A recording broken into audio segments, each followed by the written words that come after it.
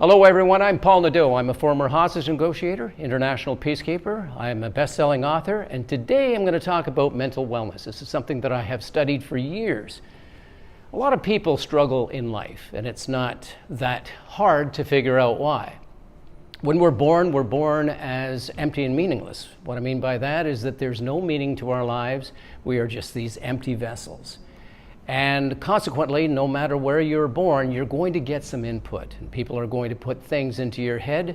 There's going to be experiences that you discover as a young person. And these are all going to influence how you react to life. Regrettably, some people are born into places where there's a lot of anger. There's a lot of things being poured into these little vessels that shouldn't be poured into these vessels, and consequently, they can last with you forever. When that happens, then we lose control of the ability to really seize every moment to the very best, because we're looking back at some of the stuff that was poured into us, and regrettably, some of that stuff is stuck. So how do we get beyond this feeling of not being special, this feeling of wanting people's opinions or to get people to like us? Maybe we are attaching too much meaning to something. How do we actually come back to who we are as people, to assert ourselves and to recognize that we are as worthy as anyone else? That's a hard thing for a lot of people to do. A lot of people are looking for people to see them, to hear them. I think that that's something that we all do. We all love to be seen, heard, appreciated, respected. Some people don't get it. And that's because their confidence level may be very, very low and their energy is extremely low.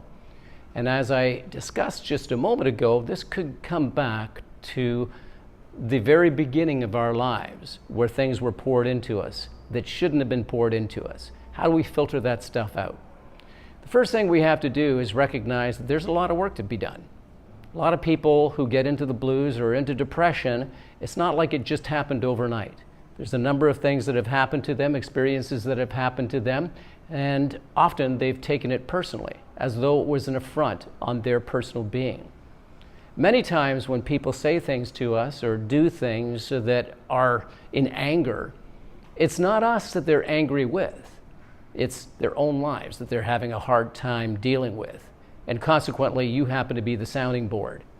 If you take that kind of stuff personally without the ability of just recognizing where it's coming from and making the determination that it really doesn't matter, then you're going to have a hard time. One of the things that I instruct people to do is to look over their lives to see what things have happened both to them and for them. What do I mean by that? Well, life happens, and sometimes bad things happen to good people. But not all bad things happen solely for you or to you. They happen for you. Now let's take a closer look at that. As a kid, using my own life as an example, I was raised by a very abusive alcoholic father who beat the hell out of me whenever he felt like it, and he had a hard time with his own life, so he took it out on his family. I was locked in trunks. I was brought to places I never should have been brought to. I saw death. He killed animals. I could go on and on and on. Those things happened to me, and as a kid, I had a hard time coming into my confidence. I didn't believe in myself because not only was I getting shit at home, I was going to school, and this is back in the 60s, and my teachers were telling me that I wouldn't amount to anything either. And so I had these messages, and I took them to heart. I started to believe the lies that the adults had told me. That's a hard thing when you're a kid. When you're told constantly that you're not going to amount to anything, when you're beaten for being alive, then you start to doubt whether or not you're worthy and whether or not you belong in this life. And this is where a lot of people stay. A lot of people stay listening to the lies that they've been told as children. Sometimes in order to get love from our parents who aren't giving it to us, we'll go the extra mile. We'll do things to please them. We become these people-pleasing machines because we attach so much meaning to the fact that we're not getting love. And that's hard. So what do you do when you grow up? If you're stuck in the past, then you can't deal with the present. And that's where we have to go back to examine the things that have happened to us. I used my own story as an example. When I look back at my story, my father's abuse to me wasn't solely to me, it actually happened for me. How's that? When I look back and take a real strong look at the things that happened to me, I realized that when I was 7 years old, after a severe beating from my father, I was lying on the ground, bruised. And I remember looking up at him and thinking to myself, when I grow up, I'm going to be a policeman so I can arrest people like you. That was a moment where I recognized that I had a mind of my own and I could actually create a future for myself. It took me a long time to actually have that happen because I went through a number of other years where I wasn't confident at all and I wasn't applying myself because I figured, what's the point? Because if everybody's telling me I'm a loser, I may as well just adapt that. When people are given labels, you're a loser, nobody's going to love you, everybody hates you, and you allow those labels to stick, it's really hard to peel them off. The longer they stick, the harder it is to remove them. And we can sometimes fall into this belief that we don't matter to anyone, and the labels other people give us, that's our identity. Well, I'm here to tell you that it's not your identity. I'm here to tell you that you get to create your identity. Your circumstances get to be created by you. Circumstances don't create you, you create the circumstances. You create the narrative. And if your narrative is one that's stuck in the past, listening to the lies that were told to you, and you're not doing the work to get out of the hole that you're in, then you've got a tough time ahead of you. Now, you're not alone. There's a lot of people out there who can encourage you. There are videos that you can watch. There are books that you can read. There's all kinds of resources out there to help you out of this dark place. It took me a long time to get out of that dark place myself, and I'll tell you how it happened. When I was in grade 7, I was at an age where I started to like girls and I was in school, but I was the failure of the class. I was the class clown. I was the one who got the lowest grades, no matter what it was. I didn't apply myself because I listened to the lies that were told to me by my father and by my teachers. You'll never amount to anything, so why should I even try? It's funny, just as an aside, when we label someone a criminal, hey, you're nothing but a criminal. Well, the criminal often wants to become the best criminal they possibly can. Because remember, we want to be seen and heard. And if they're not given a chance to break the criminal mold, because people keep labeling them as criminal, they become better criminals. So let's get back to me in grade 7. I was just getting to be a better loser. And when I was in class, I remember one teacher, Mr. Coggins. Mr. Coggins announced to the classroom that we were going to have a test. He said, next week we're going to have a test and I expect everyone here to pass. And then he pointed at me. And he said, except for you, Nadeau, I already know you're going to fail. I can't describe the humiliation that I felt right now. I felt as though I had just received a left hook from Rocky Balboa himself. It hurt so badly. Tears welled up in my eyes in class. Students were turning around and laughing at me as they had normally done. But for me, it just tore my heart apart. I went back home that weekend and I cried in my room. But I also did something that I wasn't familiar with. I cried and I opened my books and I started to look at the pages and the material that I had to become familiar with and memorize for the test. It was hard because I hadn't done it before. It wasn't a habit that I was familiar with. Studying, well, it takes a little bit of work, right? And we develop good study habits, which I didn't have. But I went through the material through my tears. I practiced as though I was teaching a classroom, teaching my fellow students. And I went through it and through it and through it.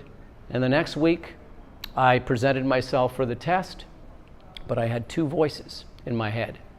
Now, tell me if you experience these voices yourself. On your one shoulder, you have a voice that says, hey, you're not gonna make it. You're not going to pass. And it's gonna just be an awful experience. On the other side, you have another voice that says, hey, you can do this. Yeah, you've got this. You prepared, you're ready for this. Well, I had those two competing voices, and they sounded just like me, little bastards. Your negative voices sound just like you. They're there to defeat you. That's their purpose. That's why they're there. That negative narrative is there to keep you down. That positive narrative has a job as well, has a job to lift you up and to make you believe in yourself. But I had these two competing voices on the day of the test. So I walk in and the test is distributed and I start writing and those little voices are sounding in my head. But when I looked at the paper, I thought I knew the answers. So I wrote down what I believed the answers to be. And then I handed in my paper with everybody else and I went on my way. As was customary in my teacher's class, Mr. Coggins used to announce the student with the lowest grade to the front of the class, and that was always me. I was conditioned. Remember, when you are labeled, when you are told something, you can condition yourself to believe that it's true. And I did. I believed that the bullshit that they had told me, that my teachers had told me, that my dad had told me was true. So I was conditioned to get out of my chair every time because, well, quite honestly, I was the lowest in the class. So I got my 47 out of 100 or my 52 out of 100. And so whenever the first name was called, I'd jump out of my seat and go pick up the paper. It was called the walk of shame. And I took the walk of shame and went back to my seat and watched all the other students have their name called after me. But on this particular occasion, when he announced the first name, I got out of my seat, but it wasn't my name. It wasn't my name at all. And the second student was called to the front of the class. Wasn't me. Third, fourth, fifth called. Wasn't me. Halfway through the class, I have a lot of students, my fellow students, looking at me and shrugging their shoulders in the jest of, why aren't you up there? And I'm thinking to myself, I don't know.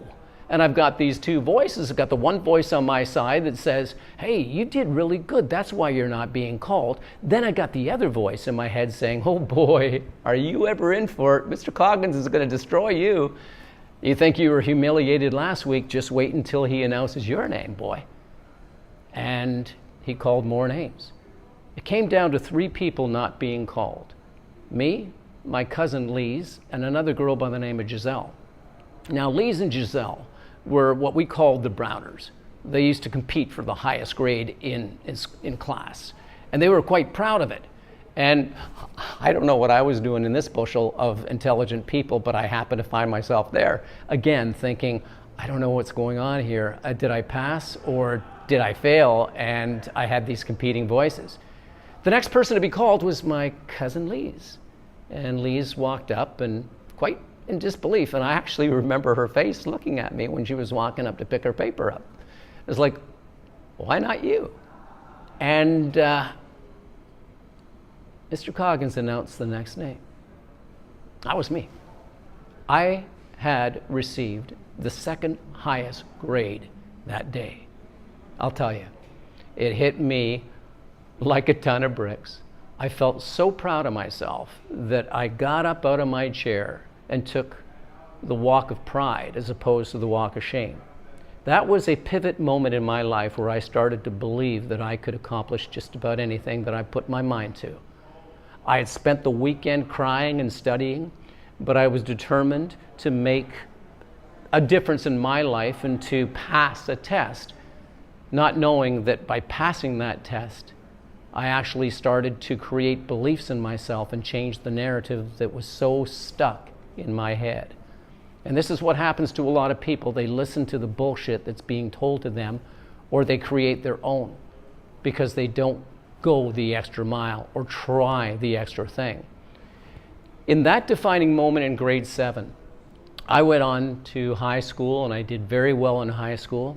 Went on to college and I got exceptional grades. I actually graduated college with high honors.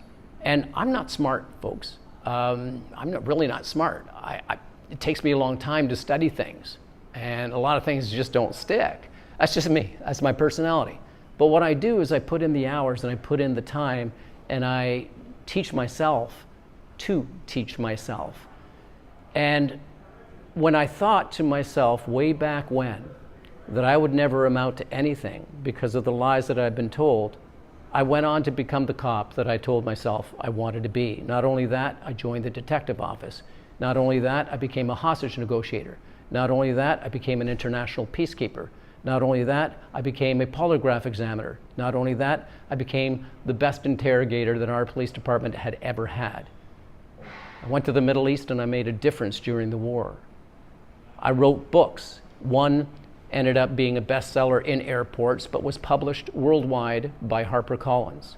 I went in to write a film script, a movie script that is now going to be made into a movie because it's been picked up and we have a popular Canadian actor who's going to play the main role. Now, I'm not saying this to show you all my accolades and look at me. No, no.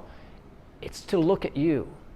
Take a look at your life. What is it that you're not accomplishing? What is it that you're afraid to do because of what other people have told you that you can't do? Is there a book in you? For me, I didn't want to write a book. I had an interesting life. My God, my life really reads like a Hollywood movie script because of the things that I've been through. My life was saved by a terrorist in the Middle East. I was about to be killed. That's a story. That's actually the story that the movie's going to be made out of. I walked hand in hand with Oprah Winfrey when she was here in Toronto as her personal bodyguard. Never planned on doing that, but Oprah was holding my hand in front of 10,000 adoring fans. I went on to do so many things because I pushed the boundaries and asked myself, why not? I remember when I first got into acting and I did a couple of television shows, I was still working on the police department and I was doing this on the side, and one of the cops came in to me. I was working in the polygraph division at the time, and he walks in and he says, "Hey, I saw you in television last night." I said, "Oh yeah, they released it, did they?" And it was a cop show, and I was playing a cop. Not a hard stretch, right? But when he came in to me, he says, "Yeah, why you? Why did they pick you to do this?" Well, you know what? It took me a moment to come up with an answer. And I thought about it for a minute, and I thought, why not me? And that's the answer I gave him. Why not me? And so I'm going to ask you, why not you? Why not you writing that book? Getting back to the fact that I didn't want to write a book, I didn't know how to write a book. So people get saying, "You got such an interesting life, Paul. You should write your memoirs. You should write a book." And I said, "No, I don't want to write a book. I don't want to write a book. I just don't want to write a book." "No, come on, you got such..." And I said, "Listen, I don't want to write a book." Now, in my mind, I was thinking, I don't know how to write a book. That takes a lot of time and commitment, and I don't want to write a book. But I found myself in a position a few years back in which I was between jobs. I had retired from the police department. I was between jobs, and I don't like to remain idle. I think I do suffer from ADD, or did, and I just need to be doing something. And I remember sitting at my desk and thinking, what am I going to do? Like, I'm looking for a job, and I'll keep looking, but what am I going to do in the meantime? And I heard a voice, a whisper. And the whisper was almost as though they were in the room, and it said, "Write a book." And I didn't listen to the whisper. Actually, I did. I heard it, and I said, "Get away. I don't want to write a book." And this is a conversation going on in my mind. Write a book. Just get lost. I don't want to write a book. I don't know how to write a book. Write a book. Funny thing about whispers. All of us get them. Whispers come to us and they tell us what is potentially amazing, what we can do potentially amazingly in our lives. But many of us dismiss the voice. We dismiss the whisper, as I almost did that day. A good friend of mine told me that his whisper actually saved his life. Told him to get off a highway, and no sooner did he get out of his car and get out of his highway, his car was smashed by a truck. Anyways, that's another story. But the point is, whispers are powerful, but they'll only stay for a little while and then they'll leave. So I had this whisper, and it was telling me, "Write a book, Paul, write a book." And so I finally gave in and I said, okay, where do I start? And so I went to a bookstore in Toronto here, and I picked up a book on how to write a book. And I read the first 40 pages because I really don't like to read, and I thought I knew it all. And essentially what the book was telling me is just start writing.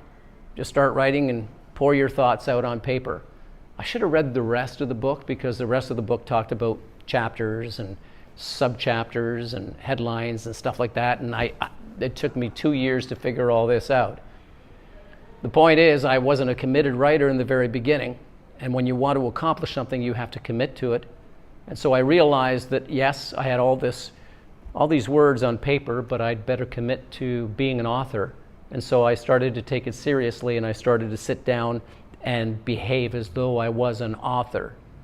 A lot of people say, we have this imposter syndrome. We don't believe ourselves to be a CEO or an actor or a writer or whatever. So we'll just fake it until we make it. I say it's different. I say faking it until you make it is non-committal. Behave as though you already are. And then your mind says you are an author. What would an author do in a situation like this? Well, they would do their research. He or she would behave like an author and figure it out and commit to sitting in front of their computer for X number of hours, writing at least something worthy of reading. And so I started to behave as though I was an author. Finished my book, and I self-published my book. Figured that about maybe 20 or 30 of my friends and family might buy it. And as the wonderful universe would have it, one of the people that bought the book was someone from HarperCollins, an editorial director. He was looking through LinkedIn, happened to come across my profile, hostage negotiator, thought to himself, hey, I wonder if this guy ever wrote a book. He might have something interesting to say. He found my book. He connected with me on LinkedIn and said, I'm in Toronto, you're in Toronto, let's have coffee. And I said, yes, sir, let's have coffee. And when I had coffee with him, I was quite excited and uncertain as to why this editorial director of a major publishing company would be contacting me. And I kind of thought that maybe yes. And of course, he pulled out my book, slid it across the table and said, we want to publish this worldwide. And I said, yes, you do. Yes, you do. All this comes as a result of having listened to a whisper and having put the time into it and having created something that I was happy with, that I was proud of publishing. Now, had it not been picked up by a major publishing company, that would be okay. The fact is, I did it. Think about your own life. What is it in you that you haven't tried because you were afraid of failure? You were afraid that maybe people would laugh at you or wouldn't take it seriously. Is there a song in you? Are you potentially actor material? Are you a dancer? Are you a writer? What is it inside of you that you're afraid to do because of the conditioning that you've had as a child, the things you might be listening to, or the encouragement you're not getting from people in your circle? Well, it all comes down to what you want. You see, I try a lot of different things. It's like grabbing a bowl of spaghetti and tossing it against the wall to see what sticks. Some of the spaghetti won't stick, and that's okay. The fact is, I had the spaghetti, I tossed it against the wall, and I tried. At the end of my life, I do not want to be visited by the ghost of missed opportunities who say, Paul, we whispered in your ear that you could write a book, that you could write a movie, that you could do this and that you could do that, and you never listened. Let me show you the movie of what your life would have been had you listened to us. I don't want to be visited by those ghosts of missed opportunities, the ghosts of regrets. I want to be visited by the ghosts of rock and roll who say, dude, that was amazing. Can we join you on your next trip? Because we want to be with you. That's how we ought to be looking at our lives. It's just saying to ourselves, yes, I can. Why not me? And then putting the effort into it. Because you will not get what you want unless you say to yourself and ask yourself, how bad do I want it? Now, I've got a guitar in my home that I've had for 20 years. I'm a good singer, but I'm not a good guitar player. Even after having this guitar for 20 years, it still sits there collecting dust. Tried it a couple of times and found it, my fingers were too short. I gave myself excuses, is what I'm saying. When it comes down to it, I didn't want to learn how to play guitar bad enough. So I made these excuses. But for the things that I want bad enough, I say, yes, I can, and I put in the time and the effort that it takes to do it. Now, if at the end of my life I tried a bunch of things that didn't work, that's okay. At least I tried. At least I could tell myself, you know what? You put a good shot into it, And as Wayne Gretzky says, you always miss 100% of the shots that you don't take. The important thing is that you take those shots, and of those shots, some will land. But you've got to want it bad enough. So the purpose of this video is to get back a little bit to our own conditioning, to our own way of thinking. And maybe we are limited by the voices that were poured into us as children, by those things that happened around us, by the bullies that bullied us, by going overboard to try to people please and not finding our own security in life. It could be that you are experiencing this, that you feel that you're not worthy, that you feel that you could never get that date or that job or whatever it is because you keep telling yourself reasons why you can't, as opposed to telling yourself reasons why you can. It's time to change that narrative, change that conditioning, because what happened in the past is in the past. You can't go back and you can't change it. When I look back at my own experience with my father, it wasn't my fault I was being abused. It was my dad's. That wasn't on me. That wasn't my fault. So why should I think to myself, what did I do wrong when I was a kid? Why couldn't I make my dad love me? And a lot of people go through this. A lot of people go back and they go, why did that happen to me? They spend years in therapy. Why did this happen to me? I was just a kid. I remember a beautiful movie called Good Will Hunting with Robin Williams and Matt Damon. This movie is amazing. If you have a chance to watch it, watch it. I'm going to tell you right now, there's a little bit of I'm going to give away a little bit of the plot, so if you don't want to listen to it, plug your ears. But Matt Damon plays this genius who was raised in foster homes and beaten severely by his foster father.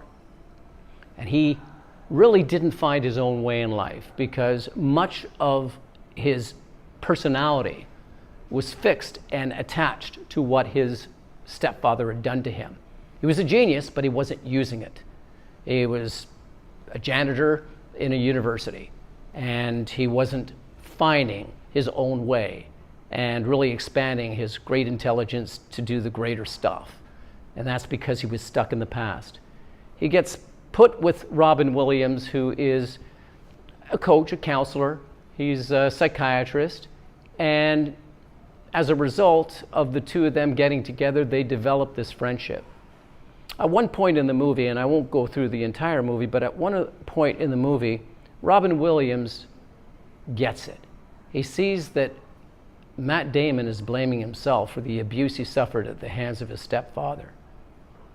And Robin Williams says something that I'll always remember. He said this 3 times. It's not your fault. It's not your fault. It's not your fault. Matt Damon got it. And from that moment, he broke down, but he found himself. A lot of us go back and we just wonder why things happen to us. Well, bad things happen to good people. Bad things happen to kids.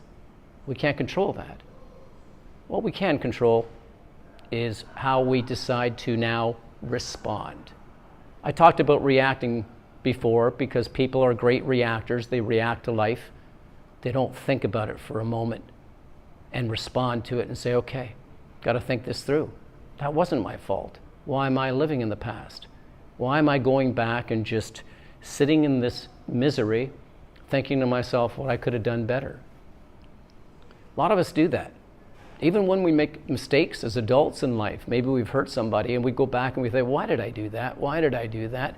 Yeah, it's good to go back and just ask yourself why you did it and give yourself a slap in the face and learn from it and change the behavior, but it's not good to go back and dwell in it.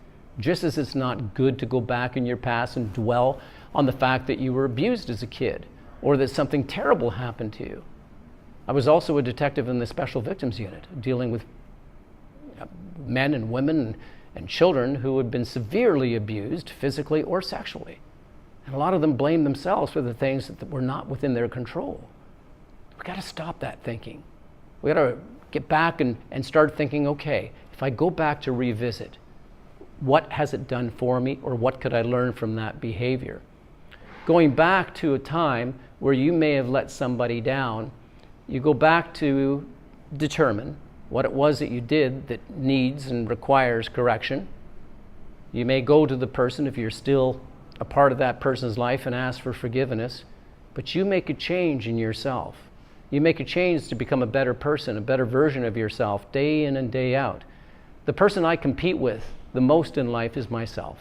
The person I compare myself to in life is myself. I don't go on social media and think, oh, this person's living such a great life, I wish I were them, because doing so can harm me. I don't know what the hell's going on in their lives. They could be bullshitting for all I know. I don't. The thing is, if I'm going to compare myself to someone, maybe I should look at the homeless people around me and say, boy, am I ever grateful that I can walk and that I'm not homeless. Like, compare yourself to yourself. Are you a better person than you were yesterday or last year? And let me tell you something. Guess what? I've messed up and I've hurt people in the past. And I've gone back and I've made amends. I've learned from that, and I vowed not to do it again. I'm human. I'm a human becoming. We're not only human beings, we're human becomings. And I'm becoming a better version of myself day in and day out. But guess what? I am not the person I was 2 years ago. That person who may have hurt someone 2 years ago doesn't exist anymore. I'm in the same body, got the same name, but I'm not that person. I have evolved from them. From that person, my skin is shed. I am a different person. I have grown from that time. So why blame yourself for things that happened in the past?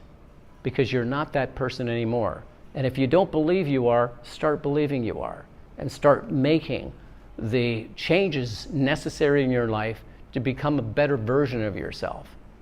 All this that I've been talking about for the last 30 minutes has really been about looking at our pasts, looking at our narratives, but no, looking at our pasts not to dwell in them, but to learn from them and to evolve from them and to leave them in the past.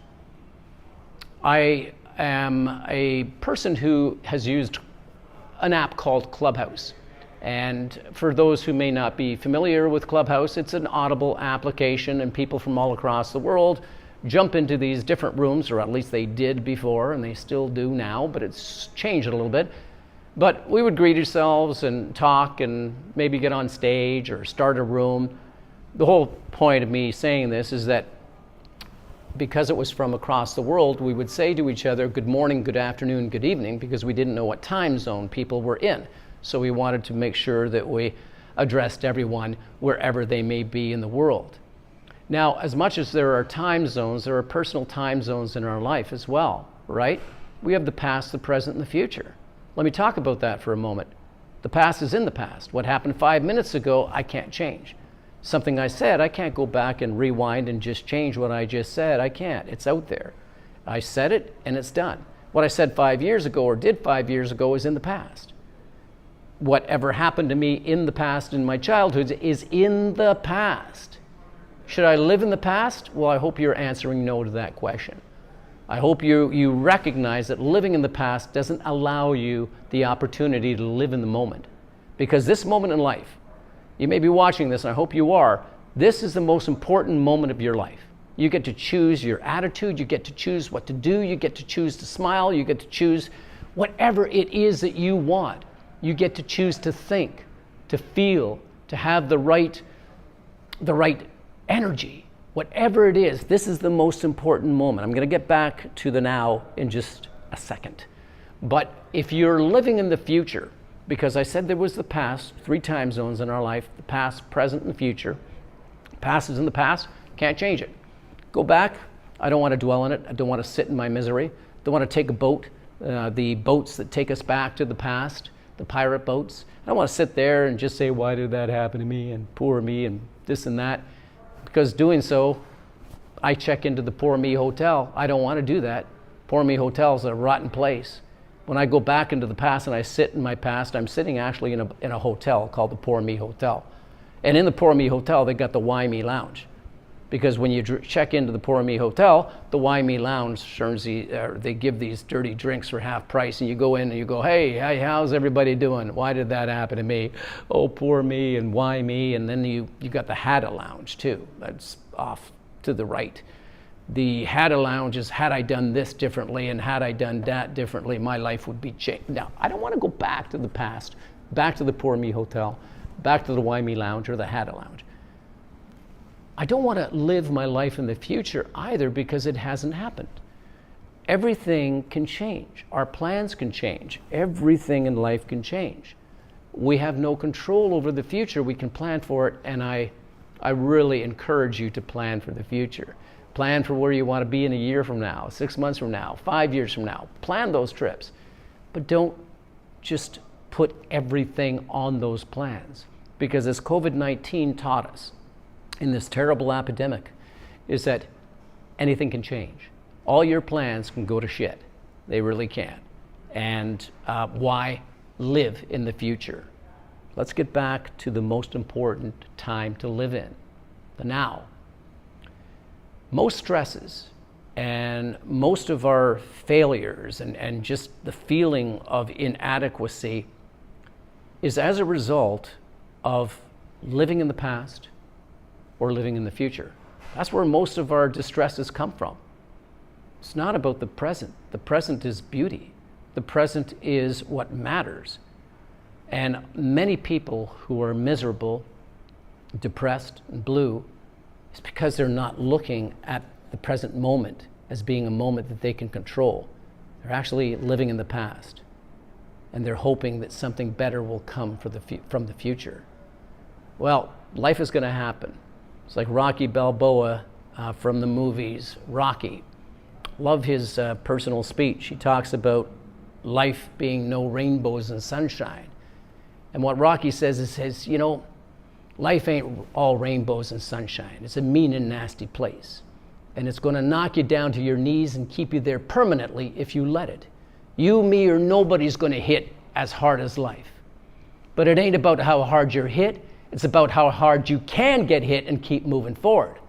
How much you can take and keep moving forward. Now, if you know what your worth is, go and get what your worth is. But don't be pointing the finger at him and her saying you ain't where you want to be because of him and her. Losers do that, and that ain't you. I love that. I love that speech because it's a reminder that life isn't always fair. It's not like somebody ever told me, hey, guess what? You welcome to this world, and life is fair. It's going to be all rainbows and sunshine or cupcakes and icing. It's not. I was never told that in the past. I was never told that life was going to be easy, that life was going to be fair. Actually, I was told the opposite. Life is hard, then you die. That was told to me when I was a kid. I hate that. That's even thinking about that just gives me the willies. It's just, no, life is hard, but it doesn't have to be hard all the time. It's a mindset. It's a mindset. When we take a look at some of the greatest success stories in the world, these are people who went through hardships, who kept trying and trying and trying. They weren't overnight sensations. They weren't multi-million-dollar CEOs because they were gifted, just like, oh, hey, your wishes come true. No, there is no fairyland. And what it was that they put the time and the effort into it, and they challenged the negative narratives. The narratives that said that you can't do this. You can't do this. You can't ask that person out. You can't get that job. You can't do this, and you can't do that. They said, yes, I can. Let me show you. And when they were knocked to the ground, like Rocky said, they were down on their knees because it didn't work out. They got themselves back up, and they learned from that experience. What can I take from that? What can I take from, they didn't call it failure. They called it information. They called it data collecting. Okay, that didn't work out. What data can I take from that experience and bring it in to my new experience? What did I learn from that? I'm going to get back up off the mat, going to stand up, going to try again. I think the light bulb, it took the inventor, and I can't think of the inventor's name, but it took him about 1,000 times to get it right.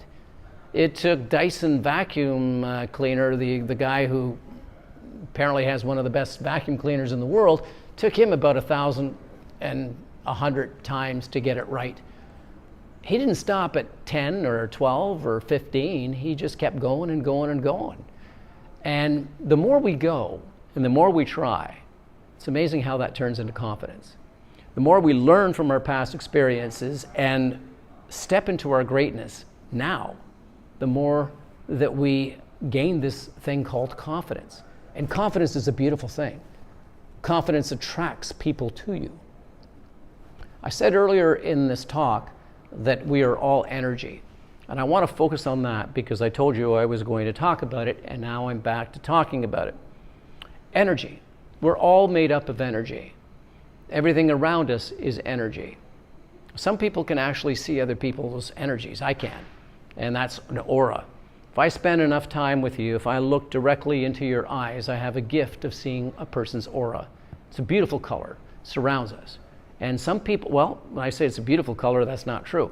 Sometimes it can be a pretty ugly color, and that's because of the aura that the person's sending out, the energy that the person's sending out. Let's talk about that. We get what we give, and whatever you give to the universe, you're going to get in return. And I'm a believer of that. I'm a believer that if we have a positive mindset, that we believe that the world is conspiring for us, which is called pronoia. Its opposite is called paranoia, the belief that the world's conspiring against you. If you believe that, your energy is low and nothing is going to get into that low energy. But if you flip it and you start believing that the world is conspiring for you and that all good things are going to come to you, you project this positive energy that the universe receives. And when I speak of the universe, people receive your energy as well. They receive what you give out to them. So if you don't believe in yourself, if you're living in that past, if you're saying, why me? You're at the poor me hotel, you have all this, no belief in yourself, nobody loves me, I can't possibly get what I'm after, the energy is going to be very, very low. So that's what you're going to project to the universe. And what we project is what we attract.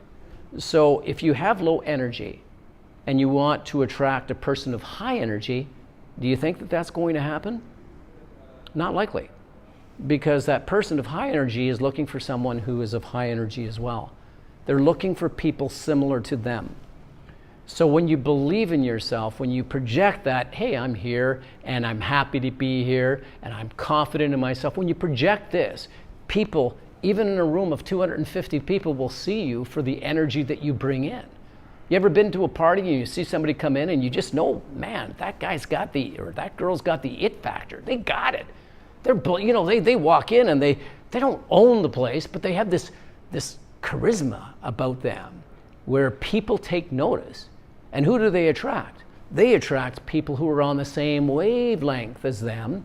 And that's why they end up leaving with some amazing people or talking with some amazing people, is because people have recognized that you're just like me. If you're not on that high value energy, why not? You can crank the dial. You can start to do the work. It doesn't come easy, but it can be done. Start to crank that volume and start to change the narrative. So let's get back to the room. We've got Buddy here who doesn't believe in himself, and he's going to this party of, instead of 250, let's say there's 100 people in the room. So he goes to the party because he has to. It's a thing, and he has to go. So he gets in, and his shoulders are slumped down, and his chin's down, and he's looking for a place where he can find to hide. And he does. When he walks in, people who are at the party may look over at him for a second. They will immediately catch his energy, and are they going to go over, hey, it's so good to see you? Not likely. They're going to see his energy, and they're going to go back talking to someone who's on potentially the same level as they are. They're going to continue their conversations. They're not going to be drawn to low energy if they're high energy. So this guy is going to find himself in a corner. And somebody else is going to walk into that party who may have the same energy as he does. And he or she is going to look around and kind of find their own spot and see someone with low energy, Buddy who came in earlier, and they're going to go and sit with low energy, and they're going to say, hey, how you doing? I'm doing okay, how you doing? And they're going to spend some time together. Low energy attracts low energy. Somebody with mid energy comes in, they're going to attract people with mid energy. If somebody comes in and they're looking for a date and they're thinking, you know what? I always attract cheaters. I always attract losers to my life. Why is it that I'm always attracting these miserable people? What do you suppose their energy is going to be? they're going to project an energy that will attract what? Losers and cheaters. It just works that way. It's the way the world works. So they're going to find someone, chat with someone on that energy level that's going to be a cheater, because that's what they asked for. They asked the universe to bring them in losers and cheaters.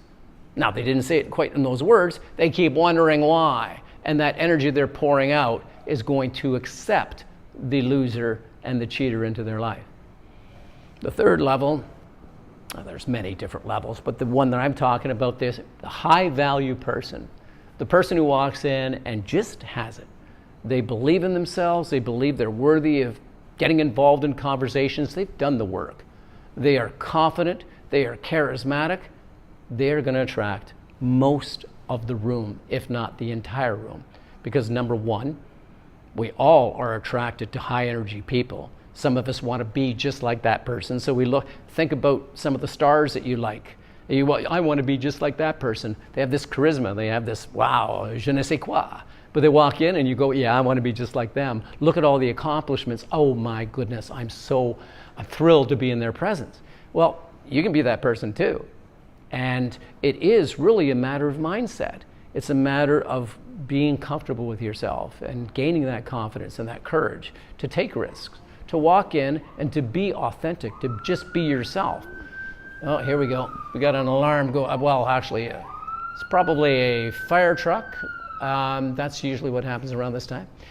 But, oh, it's an ambulance. Okay. All right, hope everybody's okay. Getting back to the conversation, though, I think it's really important that we examine our narratives. And here's what I want to leave you with.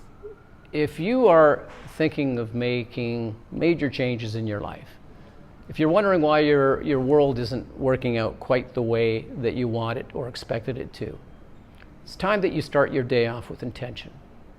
And I'm going to tell you how. For me, starting my day off with intention means when I wake up, I take a few moments to be grateful. Gratitude is such a great energy. And I won't spend a long time, but I will go through a few things that I'm grateful for. I have two beautiful, wonderful daughters. I have brothers and sisters that I love and adore, and they love and adore me. I have friends. I have a roof over my head. I have food in my fridge. I can walk. I can talk. I actually have clothes to wear. I'm so grateful for the things that I have.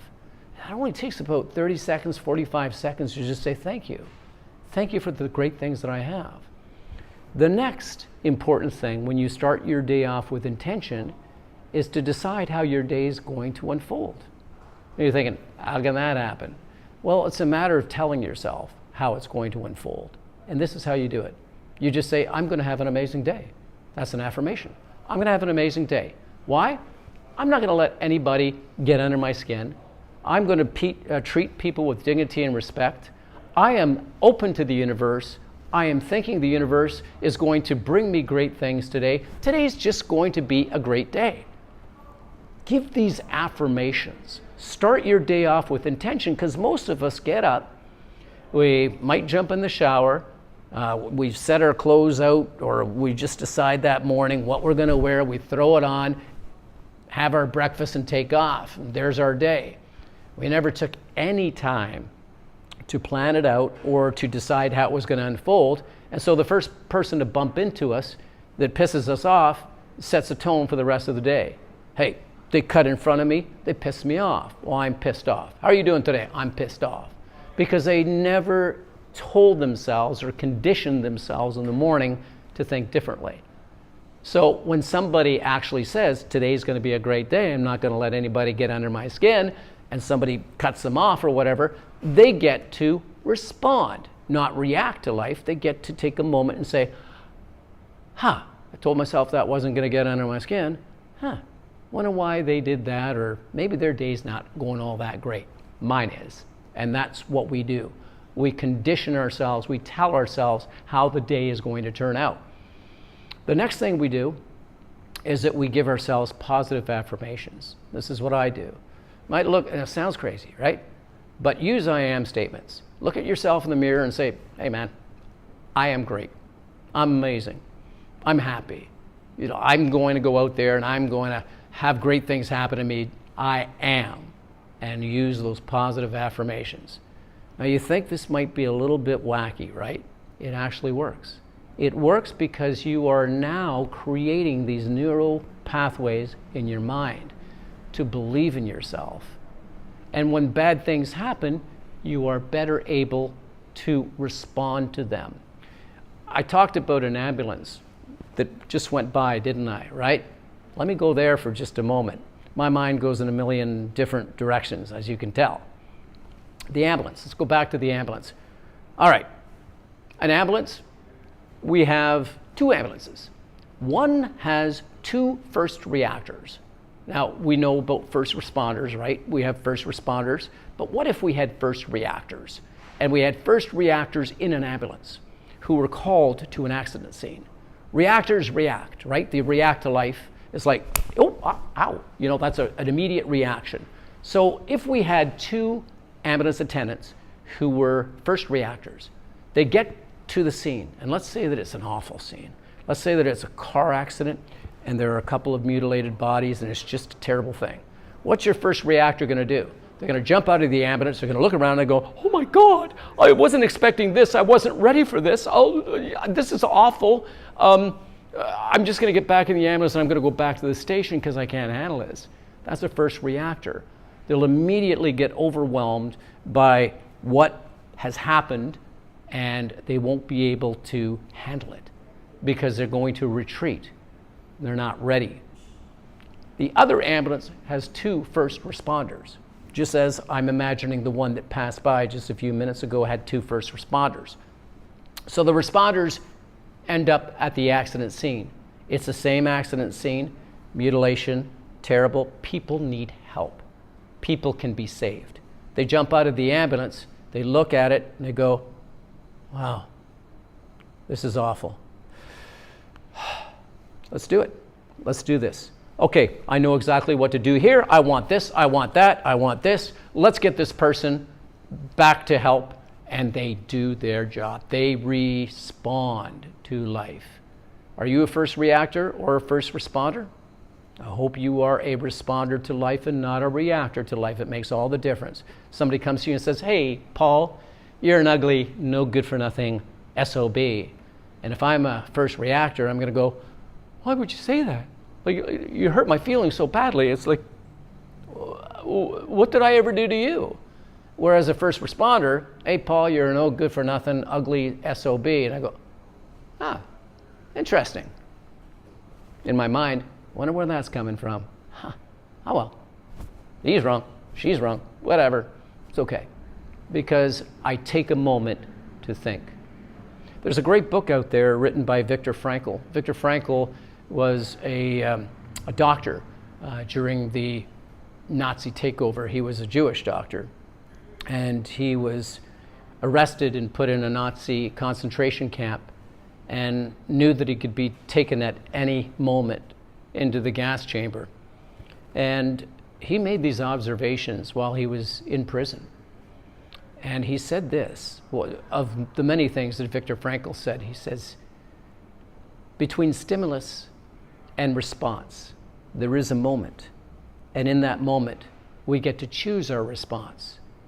And in our response, we get to choose our greatness, or something like that. The point of that very profound quote is that we get to choose our responses no matter what.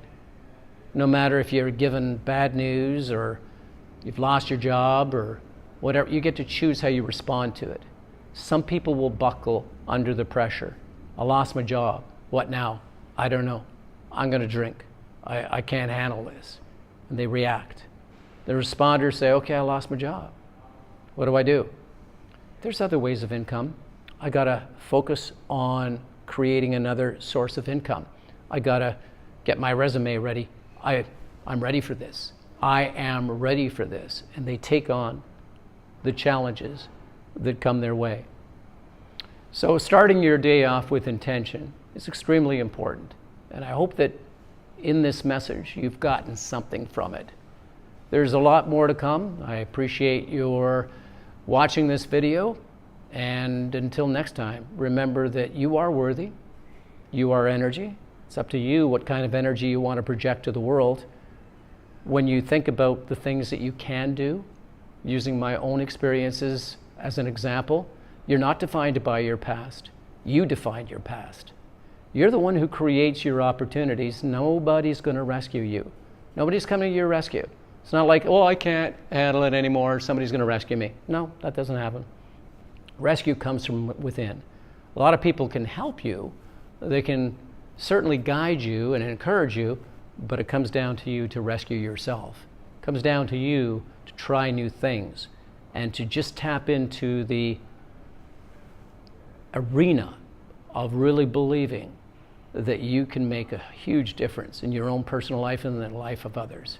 So go on out there and be the greatest version of yourself. I'm Paul Nadeau. Thanks for listening.